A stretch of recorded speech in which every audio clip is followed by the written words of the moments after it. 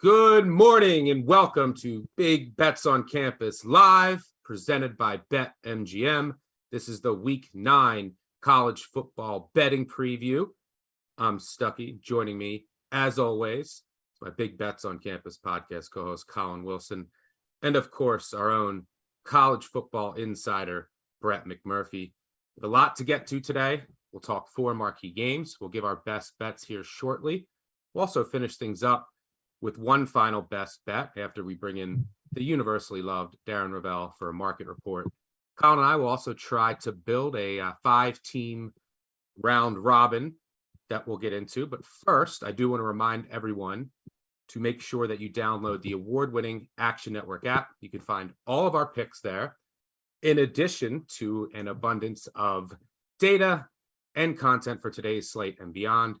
And also our sponsor, BetMGM, has a great offer for new users. Use the code ACTION when signing up for a risk-free bet up to $1,000. Terms and conditions do apply. Again, that's the bonus code ACTION.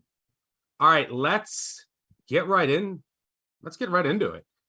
Let's get into our best bets. Or Colin, do we want to check in with you? How goes it today? You nervous, excited for Arkansas back in action? Yeah, I'm glad Arkansas is back. I think Auburn's gonna beat them outright. So we'll find out there. I would like our graphic with our records to indicate how many times I've played a game that's had 6 turnovers on the team I bet, because I think my notch would be like 4 or 5, but I digress. Let's go. Let's get some more picks in. Brett, you want to hand up? You have a handkerchief to hand him? I'll just start calling him Scott Frost from here on out. Yeah, Colin, you gotta start winning these close games. All right, let's get in to our best bets. And first we'll check in with the leaderboard. I'm still on top. Brett, you're making a charge with your best bets, especially ever since that you said you're going to bring the real picks to the show. So I hope that you do so again today. I will kick things off with my best bet. I'm going to go with Missouri. Anything over a field goal here is fine. Hopefully South Carolina continues to treat me well. Their last 2 games, I actually used them as a best bet on this show, but I think now is the time to fade them. Look, I thought that they were undervalued in the market because of some of their injuries they had on defense early in the season. But if you look back at their past 2 games, they beat Kentucky, who had a backup quarterback playing. And then last week against Texas A&M, they actually got outplayed statistically. And Texas A&M's quarterback got hurt late when that game was close early in the 4th quarter. Missouri's defense is real, and I think that they're undervalued in the market due to a few unlucky results, right? At Auburn, they should have won. They missed a chip shot field goal, the really good kicker to win it. And then they fumble the ball going into the end zone. Just all they had to do was hold on to it, and you win the game. They lose that game. It's the team that went, toe-to-toe with Georgia. Their defense will be the best unit on the field in this game, and their run defense is extremely stout, and that's what you need against South Carolina. Is a very good rush offense and can't throw the ball at all. They're going to be in passing situations. Spencer Rattler is going to be under pressure, and he's been one of the 3 worst quarterbacks under pressure this season. Give me Missouri here. Colin, where are you going?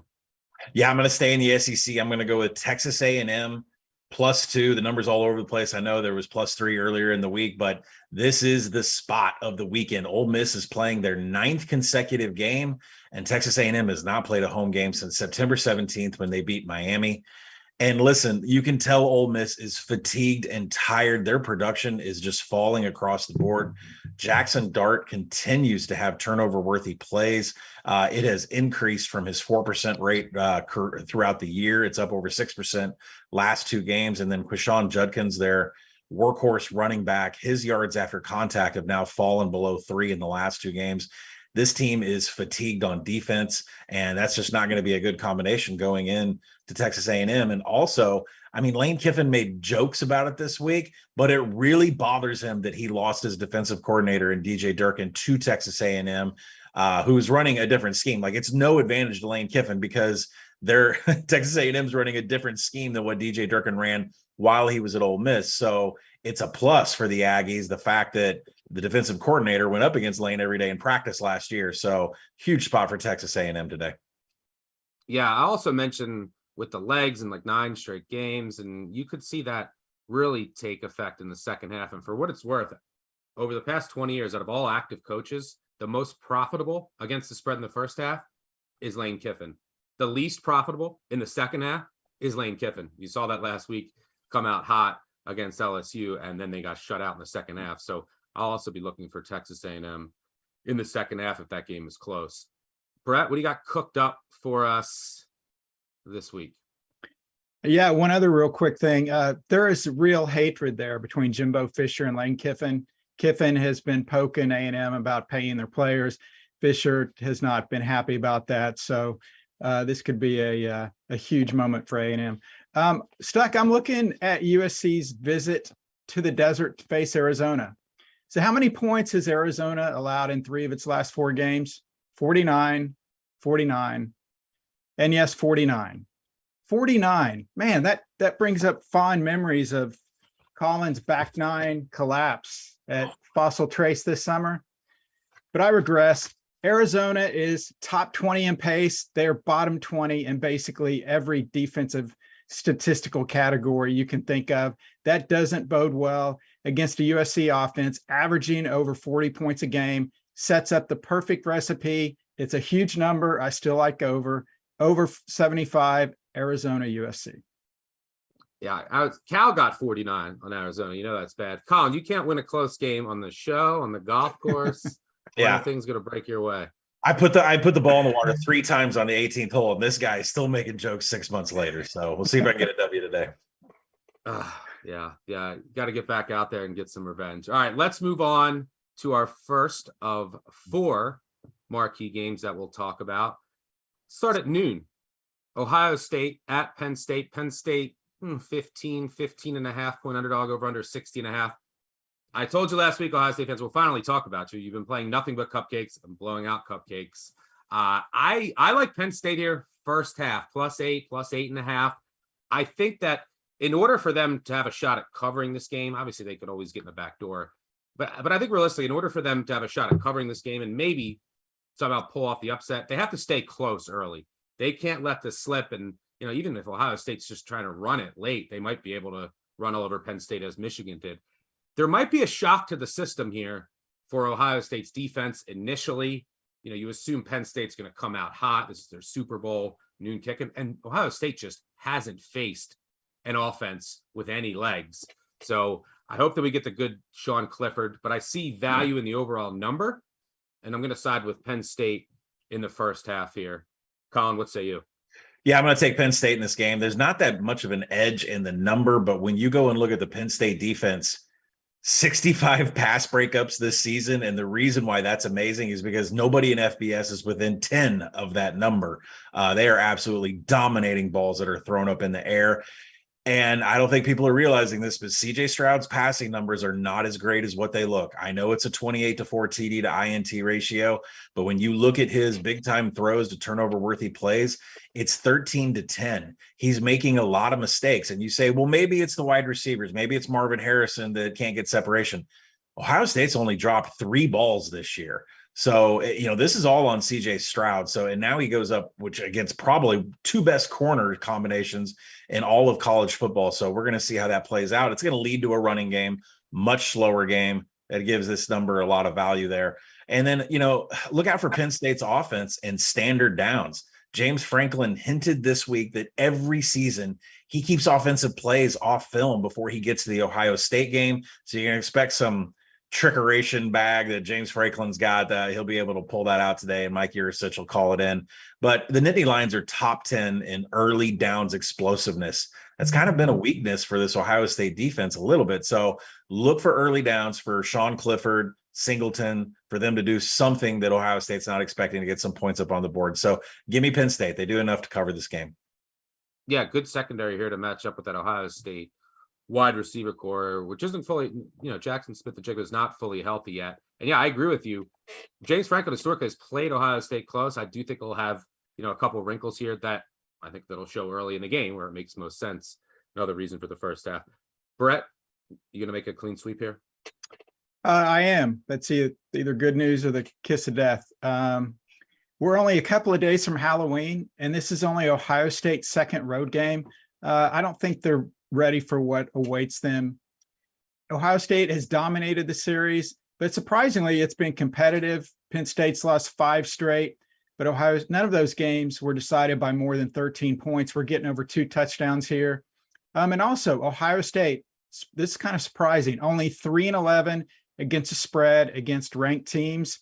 You mentioned Jackson Smith Najigma. He is out today for Ohio State. That's obviously going to impact them. Our crack researcher, Evan Abrams, said James Franklin, 2-14 straight up at Penn State against the top 10.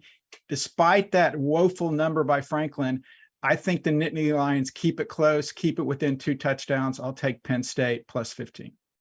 Yeah, that's straight up. And he's played, the last one was 2016 against Wisconsin. He's played Ohio State close, at least. And you mentioned Halloween. I'm disappointed none of you guys dressed up. I dressed up as a trash man. So I did my part here. All right, let's move on to our second marquee game of the day, also at noon.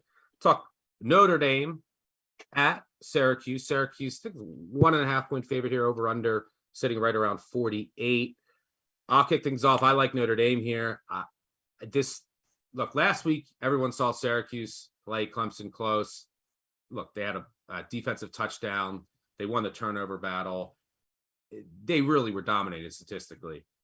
Could be a bit deflated here. You know, their ACC hopes, any wild outside shot that they believe they had of the college football playoff is gone. And, you know, they're also beat up, suffered a couple more injuries. And I just think this is a really good matchup for Notre Dame because they can get their ground game going. That's what they can lean on here. It's been the weakness of the Syracuse defense. So I think that, look,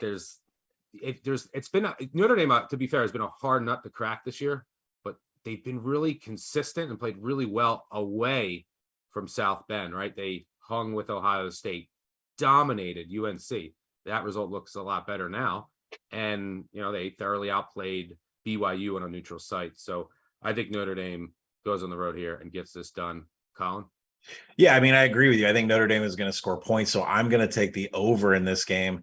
And Syracuse has given up explosive plays to tight ends the last 2 weeks against Clemson and NC State. Those passing offenses and those tight ends were able to burn Syracuse. That is not a good formula for the Orange when they go up against one of the best tight ends in the nation, and Michael Mayer. That is really Notre Dame's only offensive weapon that has any kind of explosiveness whatsoever. So this is a pretty beat up squad for Syracuse, like you said, Stuckey. There's some players on defense that, you know, play, they come out of the game, they come back into the game, and they're just kind of bruised up and beaten up. But Sean Tucker is on offense, you know, the Heisman dark horse over the summer. He is electric. I mean, he had 5 runs. He had 3 last week with 3 explosive plays. When he runs, he is just an explosive machine, but he's going to be limited today. So I expect Syracuse to use Sean Tucker, everybody else that's behind him, to take advantage of a very poor Notre Dame rush defense.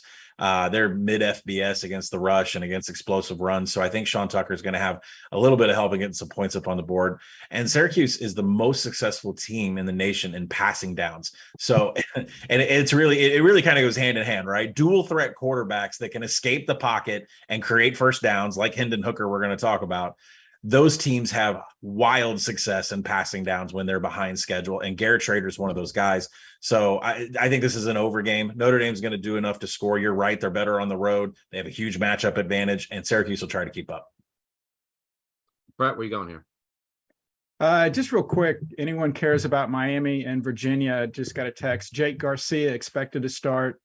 Tyler Van Dyke is out for the Hurricanes. Regarding another ACC team, Stuck, I agree with you. I like Notre Dame. And the main reason is for Syracuse, this is an unfamiliar situation. A few weeks ago, I went against James Madison. They were ranked for the first time ever. They couldn't handle it. Now I'm going against Syracuse for a similar but different reason. Before the season, Syracuse was hoping to win enough games to save Dino Babers' job. Certainly they've done that. They went 6-0. Then suddenly the expectations changed. ACC title, maybe a college football playoff berth. Well, those dreams were crushed last week against Clemson. Well, what's Syracuse saying? Well, they got screwed because of 2 penalties. You know what? They probably did. But Clemson still outgained Syracuse by nearly 200 yards. Now they have to regroup against a Notre Dame team that's fighting to stay above 500. It sounds weird, trying to remain bowl eligible. Their bubble burst last week, so I'm going against Syracuse and taking the Fighting Irish. Do you have any texts on Tanner Morgan, Brett? No Tanner Morgan. Finn is Okay. definitely out at Toledo though. Yeah, Just got that. figured that. Big game there for MAC standings. By the way, who you know that FIU has the same number of wins as Notre Dame? More than Texas A&M, is that right? Shout out to They Mike have McIntyre. They have the best record in South Florida, better than Miami, better than FAU, and the same number of wins as the Dolphins. Go Panthers. Maybe Charlotte isn't that bad, and FIU is just trending up. Anyway, I digress. All right, let's move on to our round robin portion of the show, where we'll build a round robin parlay. 5 teams every week. I think we got 4 or 5 of the week. Collin, we've been really close. Start us off here. Yeah, we're going to go off with Louisville here. I mentioned dual threat quarterbacks able to extend plays. That is a monster factor against this Wake Forest defense because Malik Cunningham has torched Wake for years. And if you go back and look at the game, Liberty against Wake Forest, Liberty almost beat Wake Forest because of a dual threat quarterback. So give me Louisville here to start us off. Yeah, I like that. I think they can get pressure here without blitzing. Sam Hartman's been torching the blitz, and Louisville's been able to get pressure this year to blow up that mesh point. So I would agree. I'm going to go with Auburn. I think they win. You're an Arkansas fan. You told me they think they win. It's good enough for me. I think there's value in this number, so I'll take the home pup here. Yeah, scary for the Hogs today. Let's go with Florida Atlantic. This was a late minute addition this morning because it looks like there's no Dylan Hopkins in this game. That means you could get a plethora of turnovers coming from Jacob Zeno. UAB's defense is outside the top 100 against the run. FAU outright here with I do not trust in Zeno whatsoever. I'm going to go. I think that would be the first ever win maybe at the FAU as an underdog. I don't know. We'll talk about that on our new BCS show later in the week. I'm going to go Missouri. Talked about it earlier. Let's throw them in here. Yeah, and then finally, to celebrate Stuckey's Halloween costume, we're going to go with UMass. UMass is going to win this game outright. There's no way New Mexico State should be favored over any team on the road, cross-country travel, early game in the day. But no, technically, when you look into the game, into these numbers, UMass is a better run defense team, and that's what both these teams are heavy on run. UMass is better at defending it. New Mexico State is dead last in the nation in forcing fumbles. They've forced 1. So look for UMass to have an advantage in turnovers and rush D. Give Minutemen parlay. I hope this gets clipped and put out all over social if it wins, because we don't get to cash on UMass very often. Well, yeah, when you're trying to make a case for UMass, you got to go deep into the stats and look at forced fumbles on the season. But I agree. I like UMass as well. All right, that'll wrap up our round robin. It's time to move on to the second half of our show. Our final 2 marquee games of the day. Let's move to the Big 12. I'll put my boxing gloves on here, Brett. Oklahoma State at Kansas State. Kansas State, 1.5-point favorite. Over under, I think sitting at 56-ish. I like Kansas State here. I've been battling Oklahoma State all season. They continue to get fortunate. You got to give credit to Gundy for the job that he's done. The winner of this game, by the way, since Chris Kleiman arrived at Kansas State, the winner of this game will be the most profitable coach against the spread since Kleiman arrived in Manhattan. So both coaches have been very profitable to back, but I just think this is where Oklahoma State's defense gets exposed. And look, Kansas State can lean on their rushing attack here. Don't care if it's Will Howard. He's fine. He's been serviceable in the past, practiced with the ones all week. And the Kansas State secondary has been great all season, and that's what you need against Oklahoma State, because Oklahoma State can't really run the ball. And Oklahoma State also just has to be gassed. I mean, you look this is their 5th game against a conference opponent this month. And, they've had some crazy comebacks, overtime last week against Texas. They've also had a lot of injuries as a result. I think it catches up to them here. Emal, Kansas State. Collin, where are you going? Yeah, I'm sidestepping, taking either side in this one, just with the injuries and everything else. But I will take an under 56 in this game. Adrian Martinez remains a game time decision here. And if it's Will Howard, that does not help this total whatsoever, because Kansas State won't use a zone read for a run, and they'll just depend on him in gap runs, which severely limits what Kansas State wants to do. And Oklahoma State, I mean, they have a bevy of injuries to their running back and wide receivers position, but it's the Polk second half defense that has just been stellar. And yes, I see all the yards that have been gained against this Oklahoma State defense, but defensive coordinator Derek Mason is just working wonders at halftime. He kept Texas to just 3 points in the second half. He got TCU to punt 6 times in that game. So, this is a flat spot for Oklahoma State. We don't know what's going to show up there for the offense, and it's an injury spot for Kansas State. We don't know really how healthy Deuce Vaughn is in this game. He's going to play, but I have a feeling like if he had one leg, he would play too. So, to me, this just screams under all the way. And plus, I'm a masochist. I'm taking a Big 12 under every week until they cash. Right. Are you going with your fraud? I mean, your pokes, and did you find out any reports on who the officiating crew will be? That could determine this game if based on last week. What do you got here? Yeah, they all live in Stillwater, and they eat at Eskimo Joe's every night of the week. So it should be neutral officials. Stuck, I could go with a bunch of gimmicks here and one-liners, but there's no need. Just the facts. Oklahoma State, the fewest penalties in the nation. That's right. They are the most disciplined team in the country. Oklahoma State has held 26 of its past 28 Big 12 opponents under their season scoring average. In the past 23, excuse me. You can't even say it with a straight face. In the past 23 games, Oklahoma State is 20-3. Only Georgia has a better overall record than Oklahoma State's mark. Oh, by the way, Mike Gundy is the GOAT as an underdog. 15-2. I heard you on your little podcast. Oh, he's only getting 1 or 2 points. He's an underdog, okay? 15-2. And by the way, star defensive end Brock Martin is back in the lineup today. But finally, the best stat of all, I have never lost picking Oklahoma State when you're on the opposite side. Go Pokes. And sure, Stuckey, keep picking against Oklahoma State. At some point, we are going to lose one game, but so far, so good. Brett McMurphy just faked a cough so that he could pull up a prop of a cup with Pistol Pete on it. But Stuckey thought I was choking, which of course you got it, Collin. So that's why. That's well, why, I'm not watching you. I can't see. Okay. I've been to Eskimo Joe's. A fun time. And so if this line moves, Brett, if your money floods the market and this moves to Oklahoma State -1. Are they done? Is Gundy? No, Gundy still sticking with. Because I mean, Collin mentioned the defense. They've given up a ton of yards. They've also faced more plays probably on defense than most teams. But somehow, some way, they get it done. Choke on that. I can't wait to battle you. I know I'm choking now. I can't wait to battle you in that game later. Game has massive implications for the Big 12 standings and which team will make it to the Big 12 title. All right, speaking of massive implications, let's move to another game in primetime, our final marquee of the game. Let's move to the SEC, talk Kentucky at Tennessee. Tennessee, 11.5 point favorite. Over-under sitting right around 61. Tennessee obviously needs this game to keep their college football playoff hopes alive. SEC title futures. Kentucky wants to play spoiler here, coming off of a bye. This is a pass for me, mainly because I think the number is close to about fair. The total is just perplexed me, because I don't know how Kentucky's going to play this. Mark Stoops, one of the most profitable road under coaches over the past 20 years. It's him and Jimbo Fisher.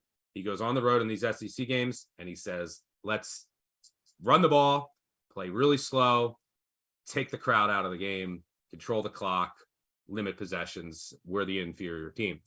If he does that here, that's not going to work, because you cannot run on Tennessee, and this Kentucky team can't run it. This isn't the big blue wall. Their offensive line is awful.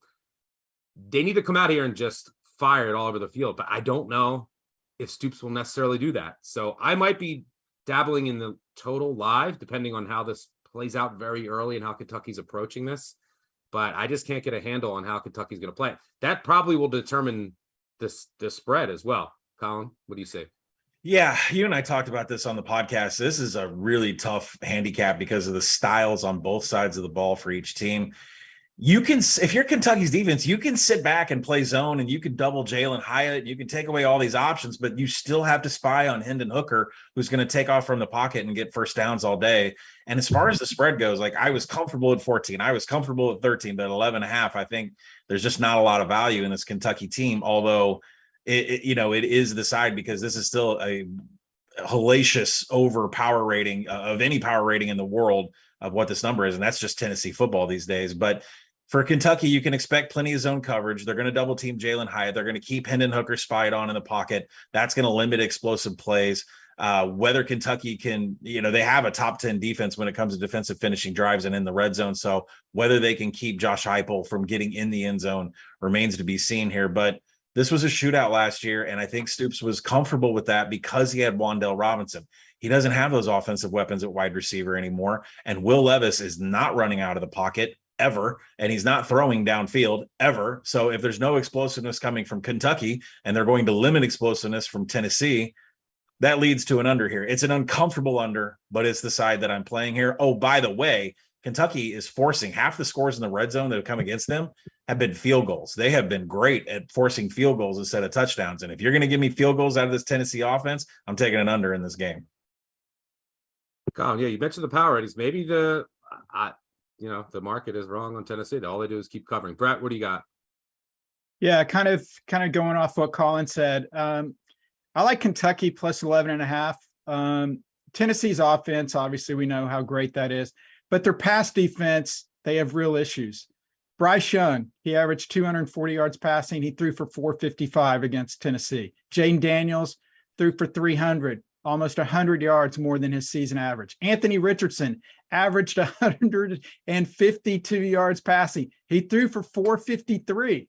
Will Levis averages more than all those guys, so he could get 400 easy if Kentucky wants to do that.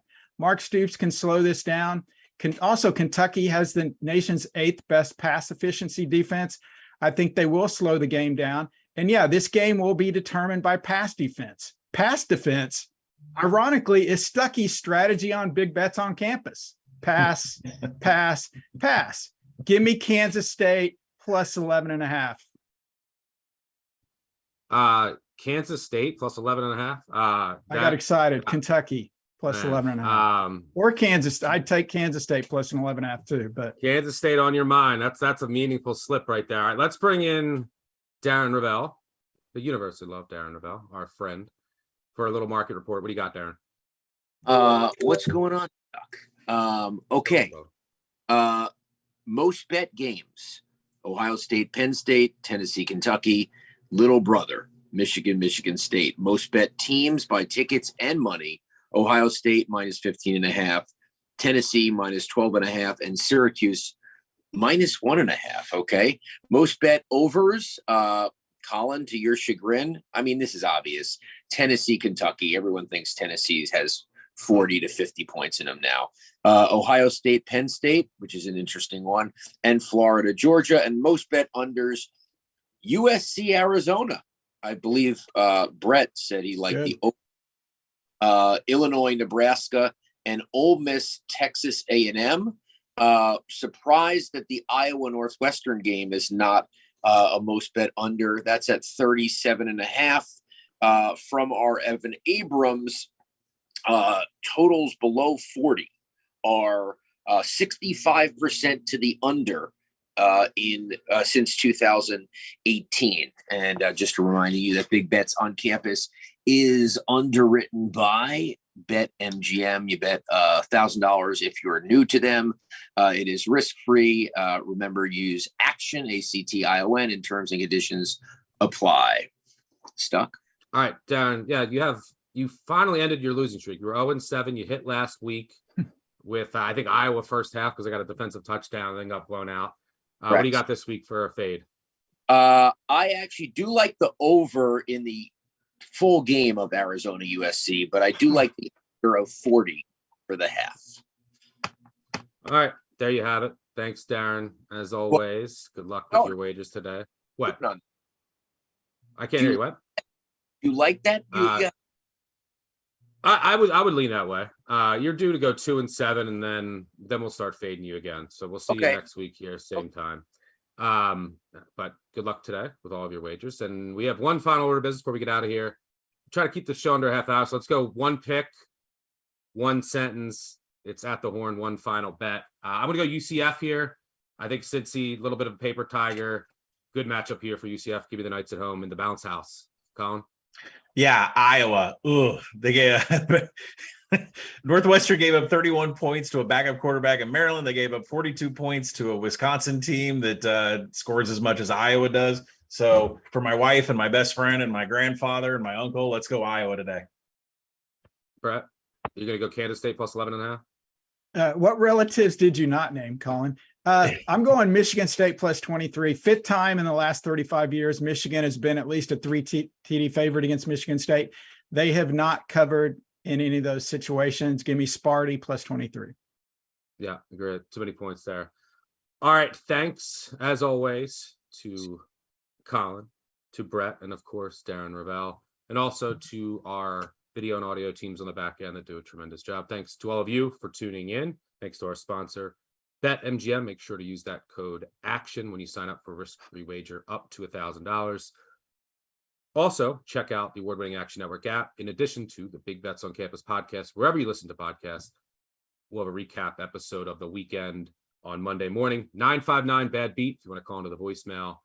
We'll catch you same time next Saturday, 10:30 a.m. Eastern. Good luck on all of your wagers today, and we'll see you then. Cheers.